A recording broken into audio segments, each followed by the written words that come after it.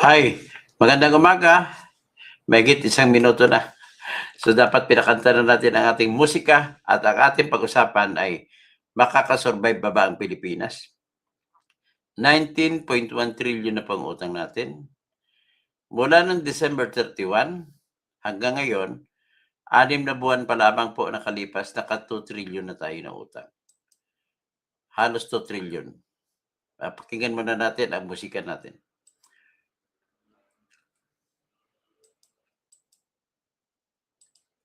Grabe, no? Halos 2 trillion. I'll just check my sound first. Ako, pangit sound ko. Hello. Ito, maganda na sound ko. Okay, ito, pakinggan muna natin ang aking campaign para kay Sara Duterte. Sigurado naman ako mananalo siya sa impeachment.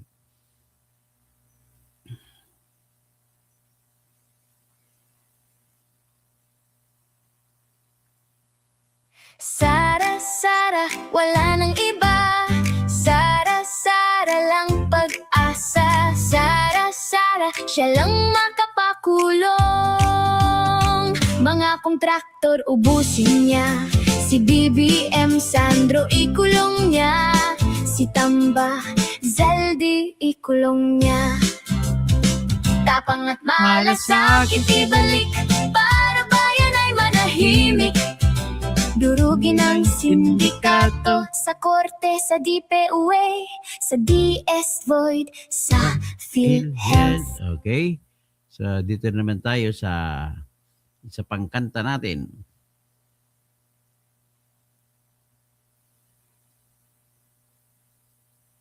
Sana ba yan? Sana ba yan?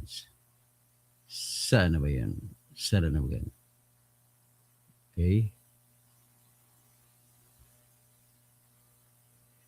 Ito.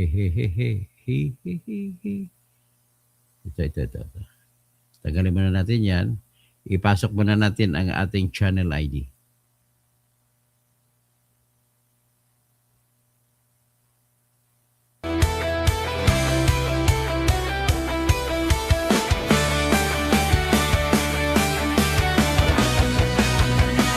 Sa Pilipinas, kilala ang tindi. Hindi kayang bayaran ni numan ang kanyang prinsipyo. Kapag may inaapi, siya ang nariyan. Kapag may bayaran, siya ang hadlang. Hindi siya tiklop sa pananakot ng iilan. Hindi siya alila ng sino mang mayaman. Kung ang kapangyarihan nila ay inaabuso, hinahawi niya yan mano-mano. Kapag ang taong bayan ang nasasakal, siya ang unang sumusugot, tumatagal. Hindi perang sukatan ng halaga, kundi kung sino ang lumalaban para sa masa. Totoo kasing tirador, totoo kasing tirador. Kakapi ng naaapi, kalaban ng sakim na mandarambon. Totoo kasing tirador. Pag-usapan po natin sa ngayon ay ang utang ng Pilipinas. Halos 2 trillion ang inutang natin sa loob ng 6 na buwan. Grabe.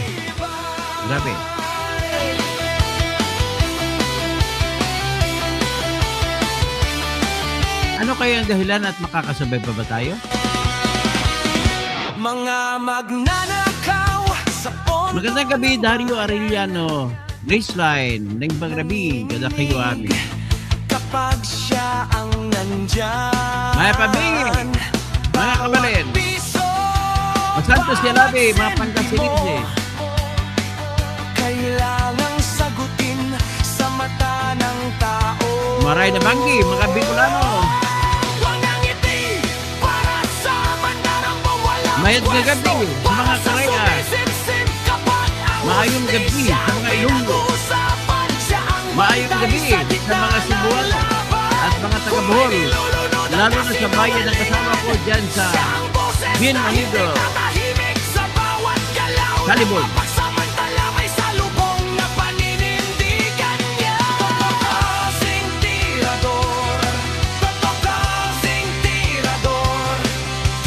natin pong pag-usapan, hindi ko alam kung paano pa tayo makakasurvive. Yan po, analisahin natin. At naubos ko yung pera natin patungkol dun sa mga ayuda.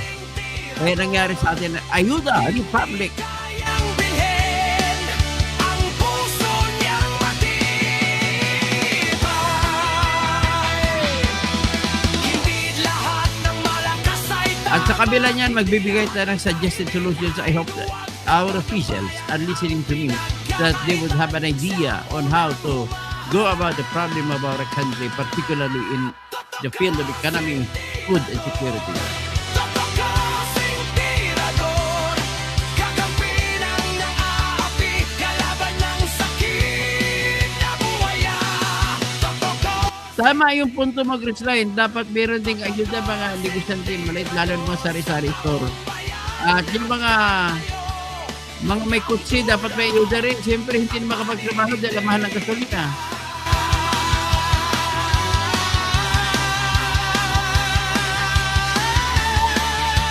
Dapat ang nagbebenta ng balot, mga naglalako, dapat may ayuda rin.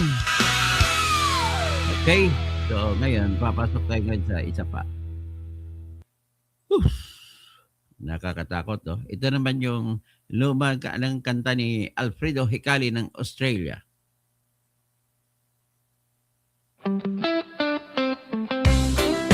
Yan. Ganda ng hagod ng reggae. Sa gulo ng araw, ikaw ang matibay. Tahimik lang, laging may saysay. Hindi ka nagyayabang, pero alam ng lahat. Kapag ikaw ang nariyan, ligtas ang lakad. Sa bawat usapan, may bigat ang dala. Sa bawat pasya mo, may tapang at awa. Kaya kapag napapagod, ikaw ang takbuhan. Kahit maikli ang biro, may laman ang dahilan. Toto Tirador, taong masaligan. Toto Tirador, may prinsipyo ka pa. Ikaw ang idol ko sa katotohanan. Toto Tirador, hindi ka nagbabago. Toto Tirador, Toto Tirador. Kung may mali sa mundo, hindi ka umiwas. Diretso kang magsalita, pero hindi masakit. May dignidad sa tingin, may linis sa kilos mo. Kaya sa gitna ng ingay, ikaw ang totoo. Sa bawat pagkakataon, alam ko ang sagot. Dahil ang pangalan mo ay may kasamang loob. Kung may sasandalan ako, ikaw ang pipiliin. Dahil sa mga salita mo, may gawa't paninindigan. Toto Tirador, taong masaligan. Toto Tirador, may prinsipyo ka pa. Ikaw ang idol ko sa katotohanan. Toto Tirador, hindi ka nagbabago. Toto Tirador, Toto Tirador.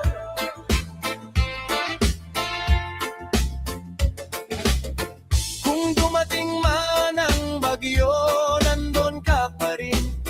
Hindi takot humarap sa dapat panindigan. At kung tanungin nila sino ang asahan, ang sagot ko palagi, ikaw ang una riyan. Toto Tirador, taong masaligan. Toto Tirador, may prinsipyo ka pa. Ikaw ang idol ko sa katotohanan. Toto Tirador, Hindi ka nagbabago. Okay. Bigyan niyo muna ako. Ito na.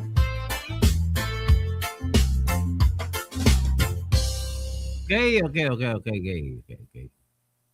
So, proceed na tayo sa ating mga minamahal na mga kababayan.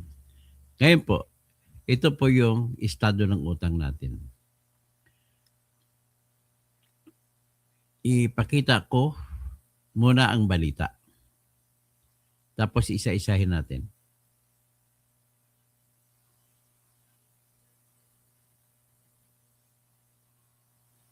Ito na po. Nako.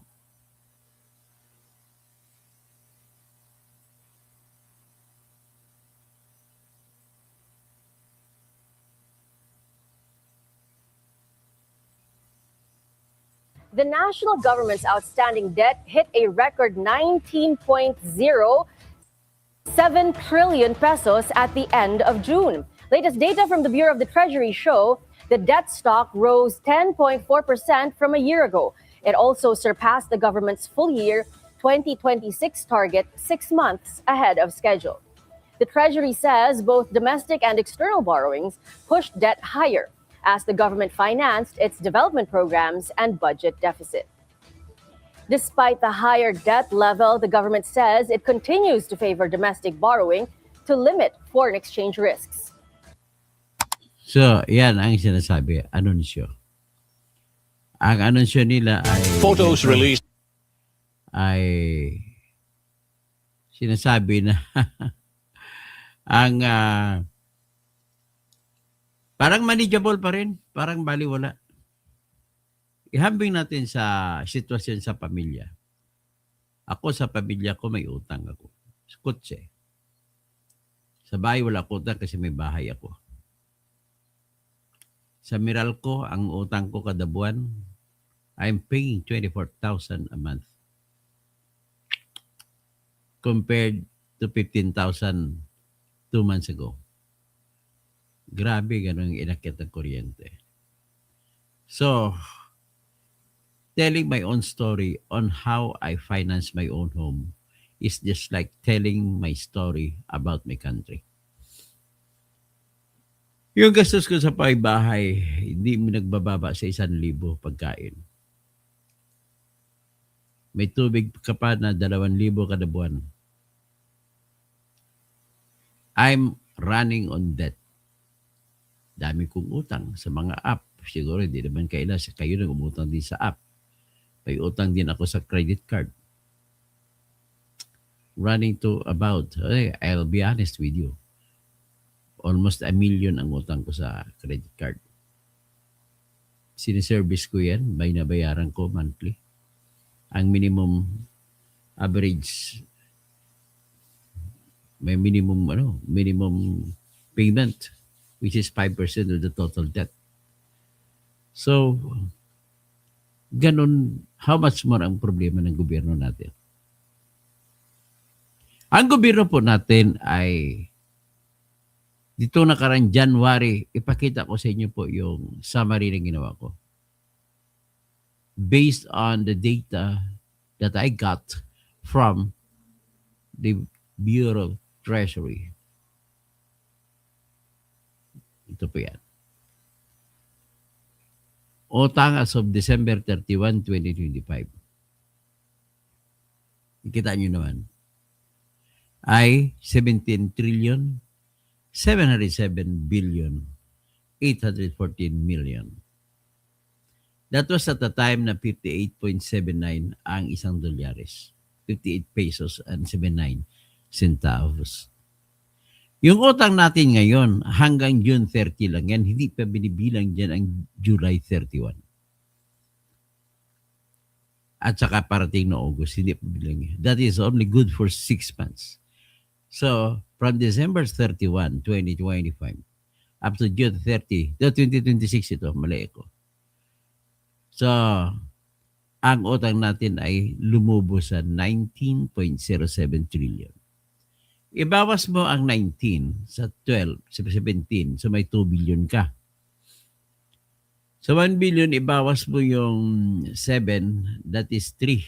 So 1.3 trillion ang inutang sa loob ng 6 na buwan.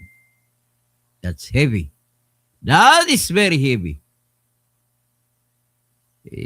Sabi sa kanta, he ain't heavy, he's my brother. The road is long, with many a winding turn that leaves us to who knows where, who knows where. If I'm strong, now I'm strong enough to carry him. He's my brother, he's my brother. Ayan. Ganun na lang tayo. Brother ko lahat ng mga Pilipino. Mapababae, mapalalaki, brother ko sila lahat. In my own little way, through information dissemination, by means of giving educational assessments and opinions of what is happening and giving suggestions of what should have been done, I am only hoping that our government people could have heard me so that they could have good ideas on how to face our problems. Okay? Ang dahilan po niyan, kung bakit ganun, katumal, kung bakit tumaas. Alam mo yung average natin in the past, 1 trillion a year. 1.3 trillion a year. 2024 at 2023, umutang si Bongbong na 1.3 trillion. Yan ang average natin sa buong isang taon. 2024, umutang siya ng 1.3 trillion. 2025, umutang siya 1.3 trillion. In 3 years, he got almost 4 trillion in utang.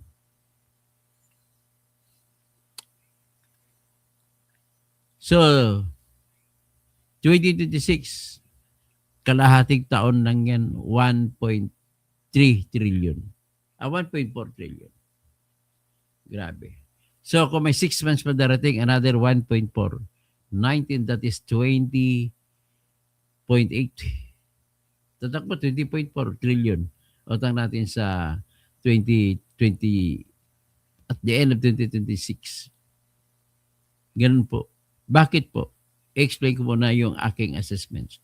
This is only by assessment, ladies and gentlemen. But by assessment, I guarantee you, is very near to the truth. Dahil po sa mga flood control projects na nangyari 2023, 2024, 2025, ay napunta po sa bulsa ng mga contractors.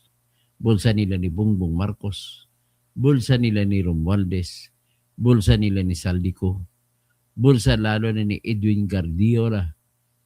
Lahat sila ng mga contractors at contractors.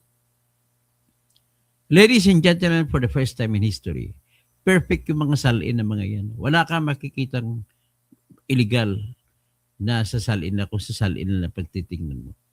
Pero but the problem is, they are good cheaters.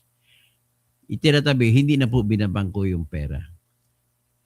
Marami sila dati, bolt by bolt, sabi nga ni Benji Mangalong. Ngayon, bumibili ng kondominium para mapaglagyan ng pera. Ganun po ang Pilipinas ngayon. Pare-pareho lamang tayo mga Pilipino. Kahit sabihin mo iba-ibang tribo natin, pareho lang tayo mga Pilipino. Kahit sabihin mo Ilocano, Kuripot, Bisaya, big spender, mga Bisayang kurakot at saka Ilocano na kurakot, walang pinag-iba. Pare-pareho lang.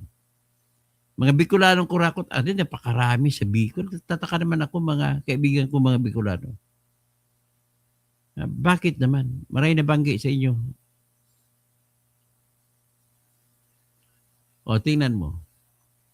Saldico, Bicolano. Chis Escudero, Bicolano. Dami pang mga Bicolano dyan na magnanakaw. Ang dami-dami. O, mga Villapuerte. O, mga Salcida. O, Sa Masbate rin, ang laki din ng mga kinurakot nila, may kinulimbat. Mga Bicolano doon sa Masbate. At saka sa Catanduanes, makukulong nata yung dating gobernador.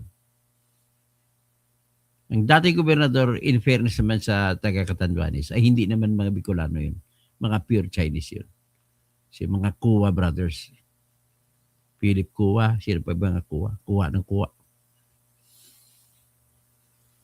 Sa lahi ng mga Bisaya, ang dami din mga kurakot. Bakit kaya?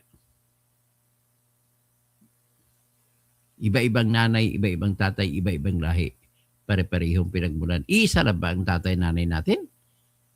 Pinagbanaan natin, panay kurakot, the blood of the corrupt. Pagdating dun sa Mindanao, kahit yung mga pagari, ago pakat akan. Ako mga tausog, mambo. Mga politiko ni Ran, puro kurakot mambo. So,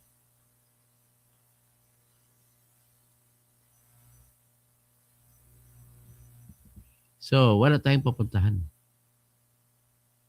Di ba? So, what is the best solution for us? I'm only talking in terms of general terms. Naniniwala pa rin po ako sa tinatawag na political principle, the political law that says that everything begins from the ballot if you are in democracy. But if you are in a royal government, everything begins from the hand or hands of one man, that is the king or queen. Or you can go fly direct to Saudi Arabia, the Middle East. Ang sistema naman doon ay Hari-Anun. Kung sa tawag po si Ilonggo, Hari-Anun. O di kaya, hari ang namumuno. Pero ang tawag sa hari sa kanila iba, hindi king. Pagdating mo naman sa Northern Europe, ang mga king naman doon ang tawag naman sa kanila mga Tsar.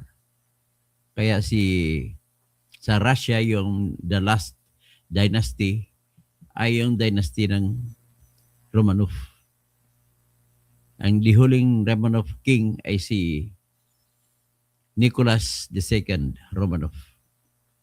Pinatay ang lahat ng pamilya niya. Walang iniwan. The Bolshevik rebels, yung mga komunista na pinamumunuan ng Nikolai Lenin, ay pinatay nila lahat ang lahi.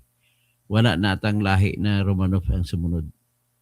Pero may niiwan sila. Yung kanang kamay ng mga Romanov na si Rasputin, ayan si Vladimir Putin.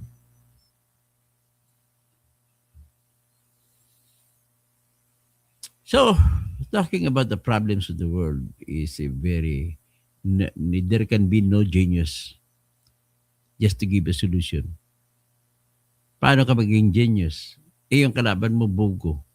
Gigirahin ka ng mga bubo. O, patay ka. If you will not respond because that all of those are products of stupidity, well, actually history and experience show that the best defense is for it to stoop down to the level of the stupid, if only for you to survive. Otherwise, you will be wiped out. Ganun po ang nangyayari sa ating bansa ngayon. Pero tingnan niyo man ang kapal ng mukha. Huling-huli na. Hindi man lang pinaliwanag sa kanyang suna kung paano na sabihin na hindi siya nagnakaw. That was the best, maybe the most eloquent suna I could have ever heard. Kung nagsalita si Bongbong Marcos, nagpaliwanag siya sa wikang pambansa. Kung saan, kung bakit sabihin natin na hindi siya nagnakaw. Kahit doon i-defend niya ang sarili niya. Wala. He just kept his silence. Ang problema pa naman sa silence, Mr. Edgar Nacion, bingliwag.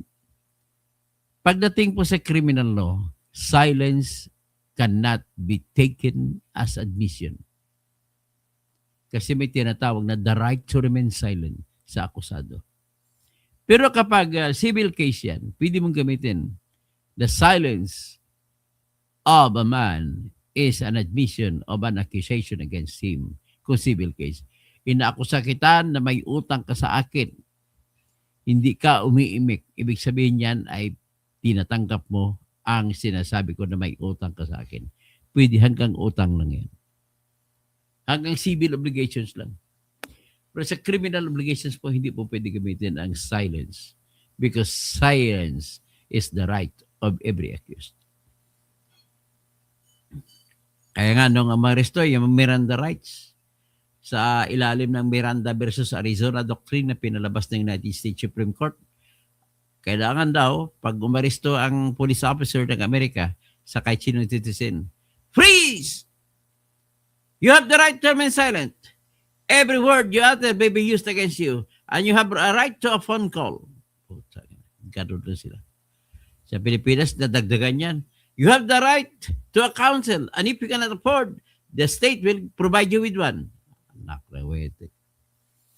Ganon yan sa mga rights. Tinitingnan nyo kung minsan body wala ng rights yan, but these are not on technical. These are substantive rights.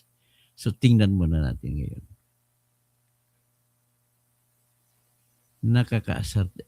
Nakakaasar, no? Okay, tingnan natin para maniwala kayo ng aking data na pinapresent ay totoo.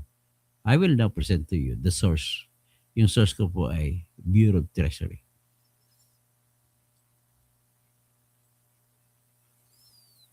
Yan, ang utang natin sa Bureau of Treasury. It says there, 19.07 trillion as of end of June 30.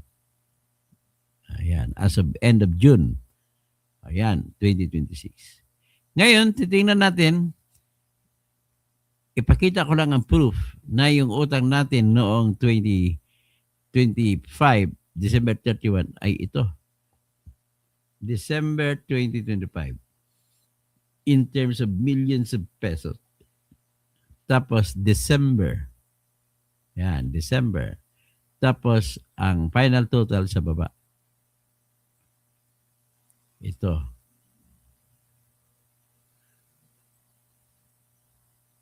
Yan, 17.07 trillion.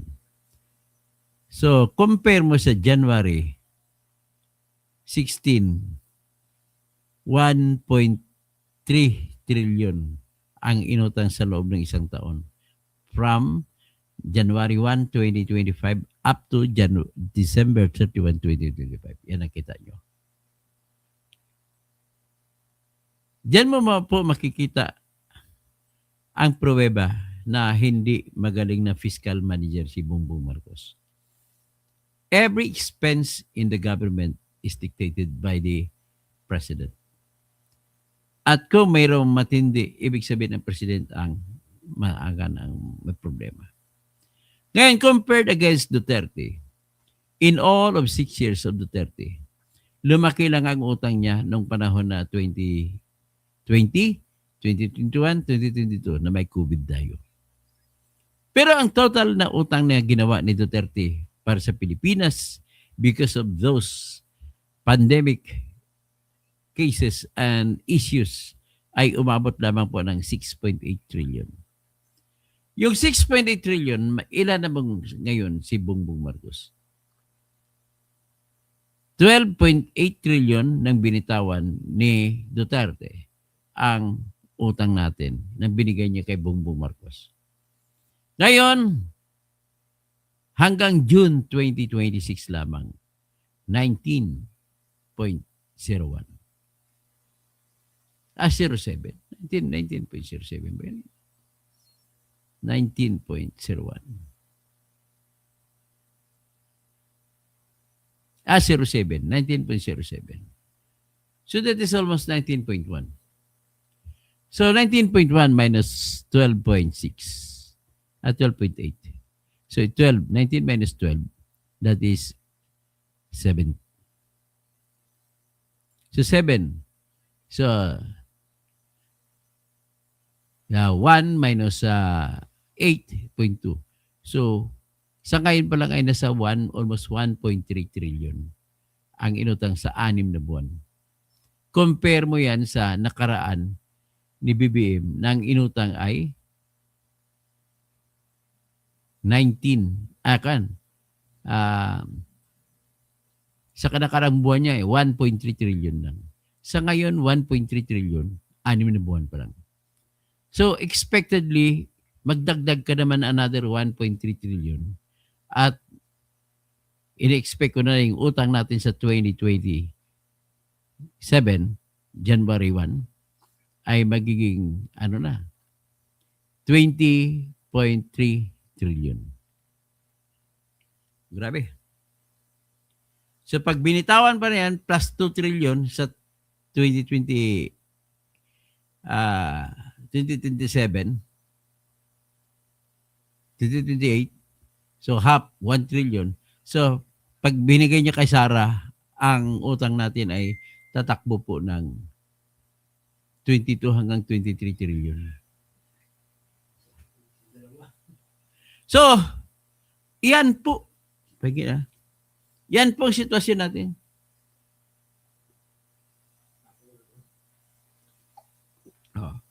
So, may tanong ako.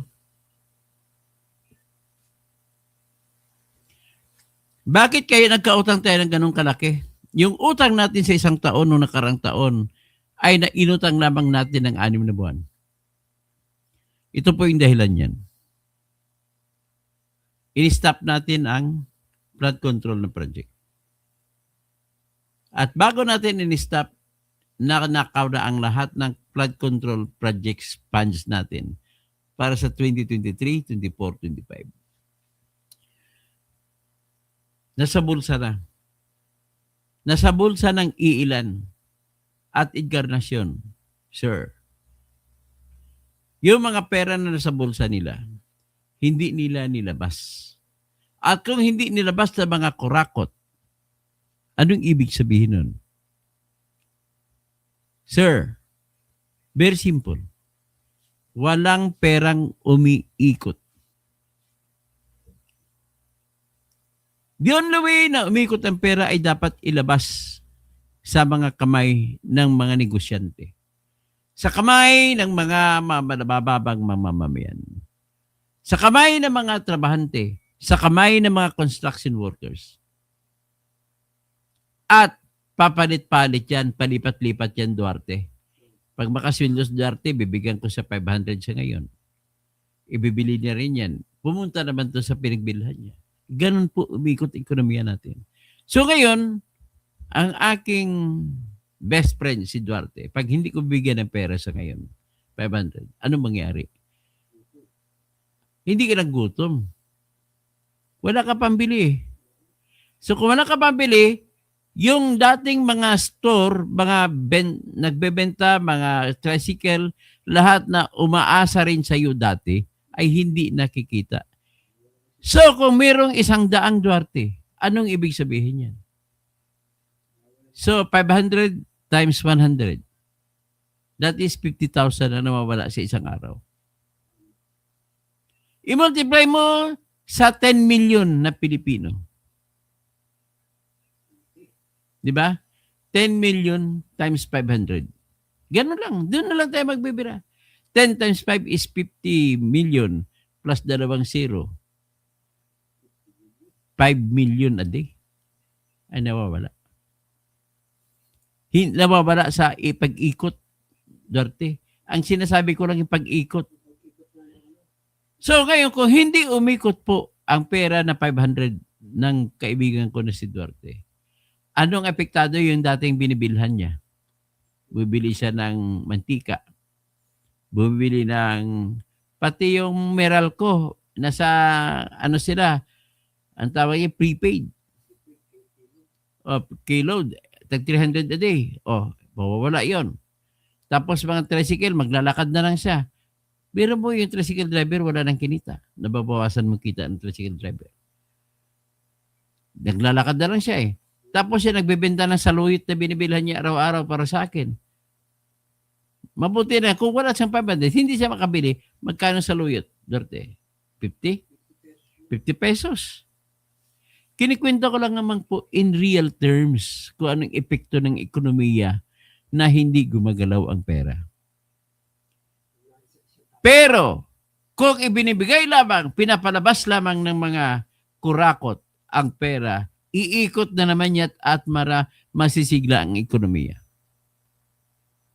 Sa ngayong sitwasyon po, sa report ko po sa bawat local government unit sa Metro Manila lang, we are talking here only of Metro Manila. Bumaba po ang sales by as much as 70%. Kahit tanungin nyo ng 7-Eleven na yan, bumagsak yung benta nila yan. May capital lang sila kaya nabubuhay pa rin. Hoping na magbagong ekonomiya. Ganun yung pinakamabura ngayon ng Dali Mart. Tutuwa naman ako ang Dali Mart ka halos buong bansa meron na sila.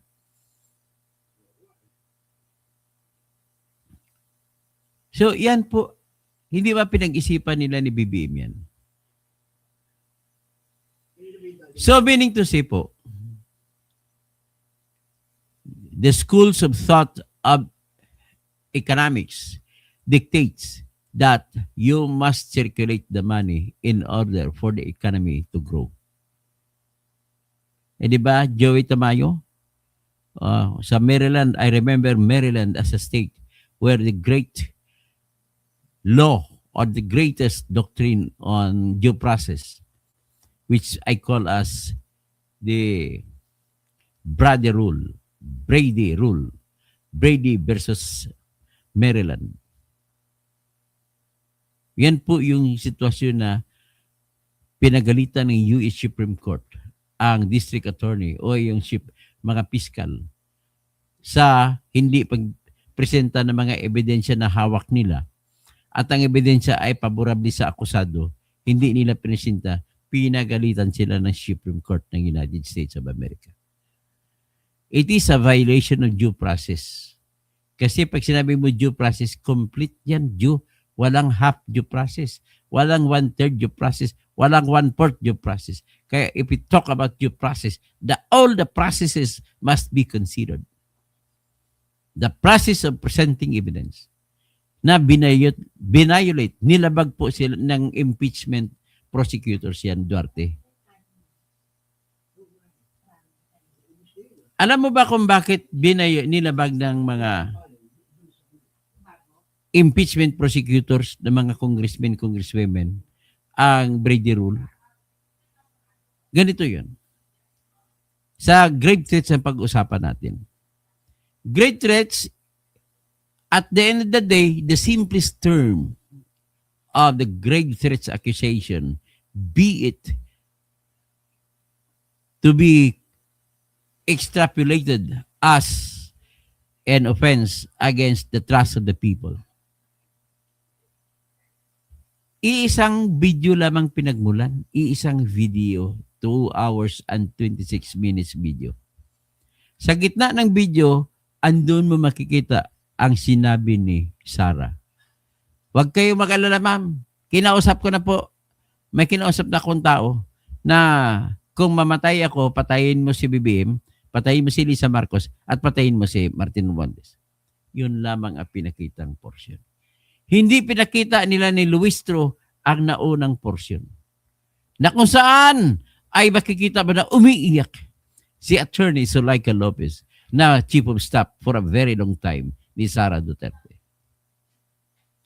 Ang iniiyakan niya ay binlanggo na nga siya doon sa bilangguan ng House of Representatives, and yet they had that gall to issue another resolution to transfer Zuleika Lopez to the graver holding center which was called as the Correctional Institute for Women, na tinatag po yan sa mga kulungan ng lalaki na bilibid. Of course, the situation is far different compared to the House of Representatives Detention Center. Sa detention center ng House of Representatives, siya lang mag-isa ron. Pero sa Correctional Institute for Women, kasama mo ron ang lahat ng mga kriminal. Isn't that revolting to conscience? Tapos nagalit siyempre si Sir Sarah dyan. Next, here came Princess Mawe, vlogger, who asked, Ma'am, ano po ba ma'am ang sasabihin mo? Tungkol dun po sa kung mukhang magkatotoo yung Operation Romanov na kung saan ang lahat ng mga pamilya ng Duterte ay papatayin. Siyempre, in a quick response, it was not thought out. It was not thought out deliberately. It was a quick response. It was a sudden burst of emotion. So walang malis kung sudden burst of emotion. How can it become an offense against the trust of the people? I cannot see anything. It can never even be considered as a criminal act because the definition of grave threats in criminal acts, in a crime, in our revised penal code, it says that the threat must be active. It is a kind of threat that is a kind of blackmail. Give me your money or I'll kill you. That is a threat. But that is considered as another kind of threat that we call robbery. So how can you now say that it is a criminal threat if you say kung papatayin mo ko, papatayin kita? Wala, hindi po yung threat yan. Pag sinampal mo ako, isumbong kita sa nanay ko, sasampalin ka ng nanay ko. Is it a threat? It is not a threat as defined in the revised penal code. So ito po, babalik pa rin tayo po sa usapin sa ekonomiya. Sa maletagang po nangyari. Kaya po ganun lumaki ang utang ng Pilipinas. Napilitan umutang si Bongbong Marcos. Sapagkat po, from January 1, 2026 hanggang ngayon, bumagsak po ang lahat ng negosyo. So kung bumagsak po ng negosyo, ano ang direct effect? The direct effect is nobody would be paying taxes. So kung walang magbabayan, sabihin natin kukunti na lang ang matitira na nagbabayad ng taxes. Yung dati nagbumabayad ng taxes ay hindi na nagbabayad dahil wala namang kita. Tax can only be enforced against income. Nothing else. Nothing less. That's the law. That's the nature. Walang kita sapagkat nagsara ng negosyo. Maraming nagsara. Kaysa to sustain loss, magbabayad ka ng empleyado, wala ka namang kita. Adyorte? Kahit ano bang negosyo mo, himina, walang order. Wala namang order kasi wala kang pera mang tao. At everybody is in fear. Ang lahat po ay takot gumastos. Kapag umabot po sa utak ng lahat ng mamamayan ang takot sa paggagasta ng pera, tumba ang ekonomiya. Naniwala ka, Duarte? Kasi pag takot maggastos, kaya po, yan po ang negative side ng pagiging kuripot. May Ilocano side says that, oy, wag kang gumastos, krisis ngayon. And may Visayan side says, oy, gumastos ka. Masarap mabuhay. Kung habang buhay ka pa, kailangan madarama mo ang lahat ng sarap sa mundo. Bago ka mamatay man lamang. Dapat importante ay namatay ka. Kung namatay ka man, mamatay ka na hindi dilat ang mata. Mamatay ka na hindi ka gutom. Dapat importante ambisyonin natin na kung mamatay man tayo, busog tayo. Diba Michael Bastes? Tapusin ang cocaine ng addict. Yan ang cocaine ang pinagmula ng lahat. That's the original sin. If not because of that cocaine, maganda sana magpatakbo ng kanyan. Ang problema, hindi naman siya kasi graduate sa college. Sana magbigay ito ng leksyon sa buong Pilipinas. Huwag na po kayo mag-elect ng tao na hindi tapos sa college na hindi naman angkop sa trabaho niya ang kanyang, o di kaya hindi angkop sa trabaho ang kurso. Bakit ka po, halimbawa, magpa-elect tayo ng mga judges gaya sa Amerika. Sa Amerika, ini-elect po yung mga justices, ang mga judges nila. Bakit ka mag-elect ng justice na engineer? Ang pinag-usapan, batas, justice, proseso ng paano magpatupad ng mga trials. Tapos, kung magpahalal ka ng ano pa ba pinagpapahalal dyan? Halimbawa, engineering. Dapat engineer. Kita mo, mali-mali yung ano natin. sistema ng ating mga engineering system sa DPWH. Puro kurakot. Bakit, Duarte? Ano nakikita mo, Duarte? Hindi. Ang problema, Michael Bastes, kung bakit nakaganon-ganon nagkawendang-wendang tayo. Hindi ba dapat magkaroon ng batas ang papayagan lamang natin magiging contractor, mga engineers lang lamang dapat?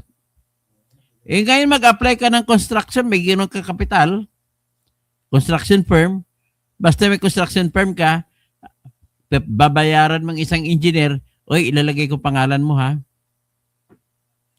Papayagan ka na, bibigyan ka ng lisensya. Di ba mali yun? Dapat may engineer sa bawat construction firm. Civil engineer o di kay architect. Yan ang problema sa atin. Pag tumakbo ka naman pagka-mayor, kahit grade 1 ka lang, putsang ina. Pag nag-aaral ka ng pagka-doktor, minus 10 taon. Pagka mag-aaral ka ng pagka-abogado, minus 10 taon. Pag mag-aaral ka pagka-engineer, minus 5 taon bago ka pag-engineer. Ganon din pagka-nurse, minus 5 taon kasama ang pag-review. Pag mag-aral ka pagiging CPA, ganon din. Minus 5 taon kasi kasama ang review.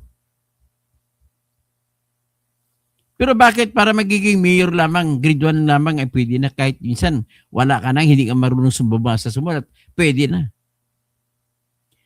Ang gusto ko sana makikita sa inyo, Michael Bastes, do not call us as mahirap. Kasi lalo pang nai-reinforce sa utak niya pag tinawag niya, ay mahirap lamang ako. Please lang, huwag na natin sabihin ganun. Sabihin lang bang natin na ako'y isang Pinoy. Sa puso't diwa. Kaya Pinoy na isinilang sa ating bansa. Huwag naman ganun kasi may maraming Pinoy sinilang sa ibang bansa. Ang puntos ko lang dito, Michael Bastes, psychological effect. Kasi pag sinabi mo tamad ka, mahirap ka, tatamarin ka. Hindi na ako gatrabaho. Total, mahirap din lang naman ako. Hindi naman ako yayaman dyan. Nawawala po yung inspirasyon sa utak mo. Nasubukan mo. Baray mo, baka kumita ka. Isa lang yan ang paliwanag ko dyan. Na siyempre napakasimple. At alam niya, maintindihan nyo. Paano ka mananalo sa loto, Duarte, kung hindi ka tumataya? Ganun lang, itaya mo. Kaya itaya natin. Huwag tumigil sa pagtaya para sa kinabukasan. Pero kung magtataya ka lang naman, huwag yung alat tsamba. Mamili ka ng taya mo. Tama ba, Duarte? Kailangan yung alam mo, kabisado mo, ang takbo ng taya mo, alam mo kung man natatalo ka. Kaya yan po ang word of advice sa lahat ng mga expert, mula sa lahat ng mga eksperto sa trading. Trading of stocks, bibili ka, gain, loss. Bibili ka ng stocks ngayon ng Jollibee o ng San Miguel, bumili ka, piso kada stock. Kung ako, pipigilan ko sarili ko. Hindi ako karaka-raka, benta kagad. Antayin ko muna tumaas. Tumaas na ng tig 10 piso na. Ibenta ko na. Kung may 1 million ako na tag 1 peso, at naging 10 piso, bitawan ko, 10 million kinikita ko. Without even working on it, just waiting for it. Diyan po. Ibig sabihin, magiging malikhain naman ang utak natin. At ito naman, balik tayo doon sa kung bakit tumaas ang utang ni Bongbong Marcos. Tumaas ang utang, Duarte, dahil wala ng mga negosyo, wala kang makukuliktahan na mga buwis. Sa bawat bili ng mga mamayan. May bat. Kaya ang tawag sa ating mga tagapatupad ng bat, Batman. Ayan na si Batman, manyak. Si balitang-balita ito, si Batman ay boyfriend ni Janet Garin. Ha? May narinig kang balita ganon, Duterte? Si Janet Garin, maganda, di ba maganda si Janet Garin? Waray-waray ito eh. Ang boyfriend niya si Ralph Recto daw eh. Hindi ko alam kung alam na ba ni Ate B yan. Ay, grabe. Hindi ko sinasabing totoo yan, narinig ko lang yan. Pero kung pwede naman, welcome. Kung kakasuhan ako ni Janet Garin at saka ni Recto, good, welcome. So, ngayon, titignan naman natin ngayon. Ito ngayon, i-discuss natin. Sa loob po ng taon na pumutok po, ang isa pang dahilan kung bakit gano'n ang nangyari. Hindi lang flood control. Pumutok pa ang Iran. Iran crisis ng Iran. Dahil doon po, mas lalong kawindang-windang tayo. Kung walang krisis ng Iran, kakayanin pa natin yung flood control na nawawala yung pera sa atin. Wala nang umikot yung pera. Ito mas grabe. So napilitan yung mga binangko nila ni BBM na gusto nilang kikitain. Napilitan silang ilabas, umabot pa sa 23 billion. Umabot hanggang 40 billion ngayon. Ang pinamigay sa ayuda. Kaya ang tawag ko sa bansa natin, bansang ayuda. Ang ginagamit niya mga AX, laki ng pondo na binigay, tapos may uplift pa sila. Ang uplift ay, ano bang ibig sabihin ng uplift? United Package for Livelihoods, Industry, Food and Transport. Alam mo, sa pangalan pa lang, hindi ayuda ang dapat nito. Dapat nito ay pangkapital, bibigay ng kapital para sa mga maliliit na negosyante. Ay, tapos may maip pa tayo pang ospital. Nako, ang dami na ng ano natin. May tupad pa. Tupad naman, mga nawalan trabaho, pwede mag-apply doon, tapos bibigyan kayo ng 15 days work. Pagtapos yan, wala na, iba na naman ang bigyan. Wala, hindi po lahat ang programa natin ay hindi sapat. Alam mo, Duterte, kung may kilala kang tao na may problema, alam mo, dalhin na lang natin sa problema sa ospital. Kailangan ko, Duterte, ng 1 milyon para maoperahan ako at para mabuhay. Ngayon, binigyan mo lamang ako 900,000. Mabubuhay ba ako? Mamatay ako kasi hindi na ako maoperahan. Kulang 100,000. Yan ang precisely ang puntos ko. Tutulong lamang tayo sa mga kapatid nating Pilipino na mahirap na para naman magkakaroon ng magandang chance lalaban sa buhay. Bigyan sila ng kapital para turuan kung anong pwede nila. Bibigyan natin sila ng guide kung anong gagawin nila, ang negosyo, bawat isa. Kasi hindi habang buhay ang ayuda. Bigyan mo sila ng panimula. Kaya sang-ayon po yan sa prinsipyo Duterte na sinasabi. Bigyan mo ang tao ng isang isda at kakain at mabuhay siya sa isang araw. Pero turuan mo siya kung paano bang isda. Siya'y mabubuhay habang panahon. Yan ang ibig ko sabihin yan. Bibigyan mo siya ng kapital, tuturuan mo lahat ng mga teknolohiya, mga pakikipaglaban sa negosyo, paano mag-ipon, tuturuan mo sila lahat. Bago makapagsimula, pagkatapos na matutunan na nila ang skills na pinili nila kung saan sila magnenegosyo. Halimbawa, magnenegosyo ka, Duterte, ng pananahi. Huwag niyo maliitin ang negosyong pananahi. Kahit magtahi ka lang dyan ng mga basahan, benta mo. Ang dami kayo bibili niyan. Ngayon, huwag mo maliitin kung magaling ka magluto. Magluluto ka kasi maraming tamad na magluto. Kikita ka sa mga tamad. O kaya, hindi naman tamad, wala lang panahon na magluto. At yung mga ibang nagluluto, bibili na lang yan kaysa ubusin nila yung kanilang oras sa pagpamamalengke, pagluluto. Kaya samantalahin nyo na kayo naman masisipag sa pagluluto. gawin nito nyo, ganito. May Facebook page dapat kayo. O di kayo may TikTok kayo. Tapos, dati pagkatapos luto, sabi mo sa misis mo kung meron siya maganda masarap na luto. O masarap bibingka mo, magluto ka. Masarap lahat. Luto ka. Pinaka-the best mo, ipakita mo. Tapos, i-post mo lang sa Facebook lahat ng friends mo ang una mong go-to friend talaga yan. Ang pinakauna. Call a friend. Yan ang pinakaunang tutulong sa'yo. After friend, mga kamag-anak mo. At unti-unti yan malalaman ka, masarap yung bibingka ni ate. Huwag niyo lang malisyahin yan. Ganun po ang aking binibigay na teknolohiya sa inyo. Total, may Facebook na tayo ngayon. Hindi ito kagaya ng araw nung araw.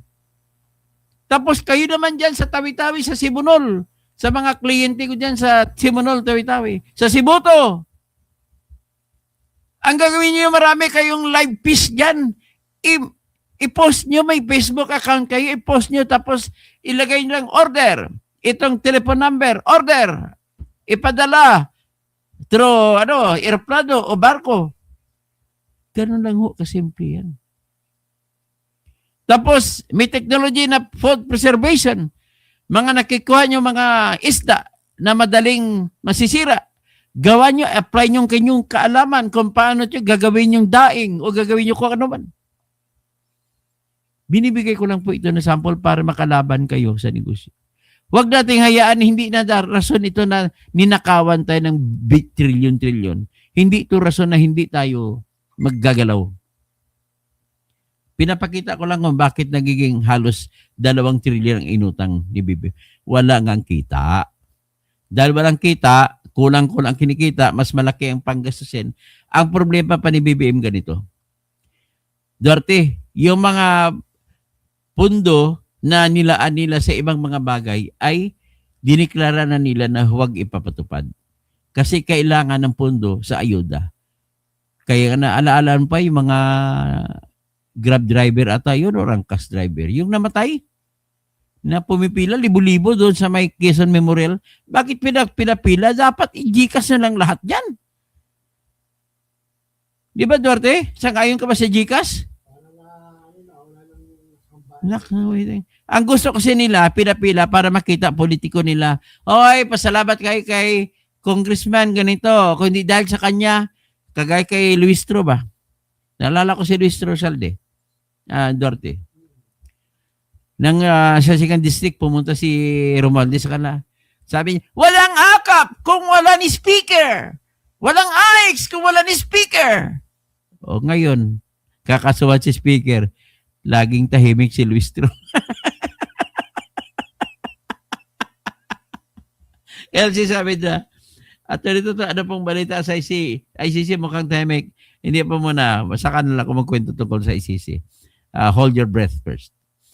So ito, papakita natin. Ang laki po ng gastos natin. Naku, ano pang ibang na. Ladies and gentlemen, wala pong kinita kaya napilitan umutang para isagot sa mga gastusin. Ang problema sa ngayon, Duarte, imbis na pupunduhan ang mga proyekto, hindi na mapupunduhan. Kaya kinuha na lang nila doon sa pangungutang. Okay? So, magpa-part 2 tayo tungkol dito sa mga bakit umutang na malaki at anong mga nangyayari. So, magandang gabi po, aking mga kababayan.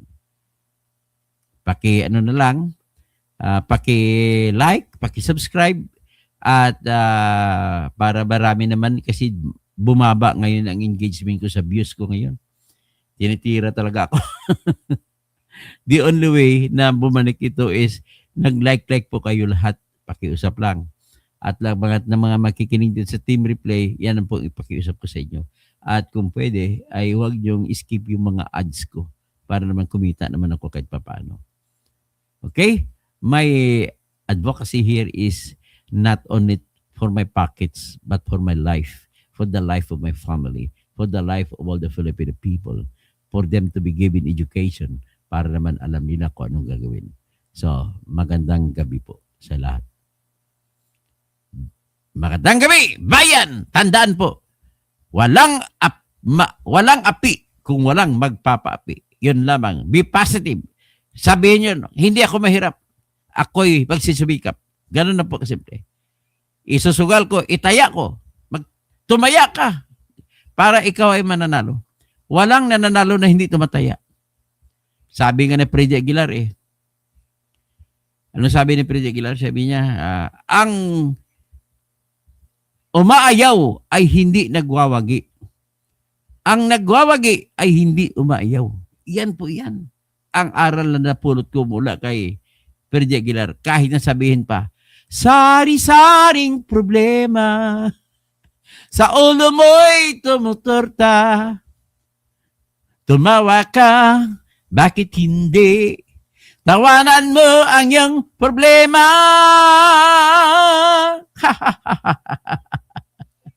Okay.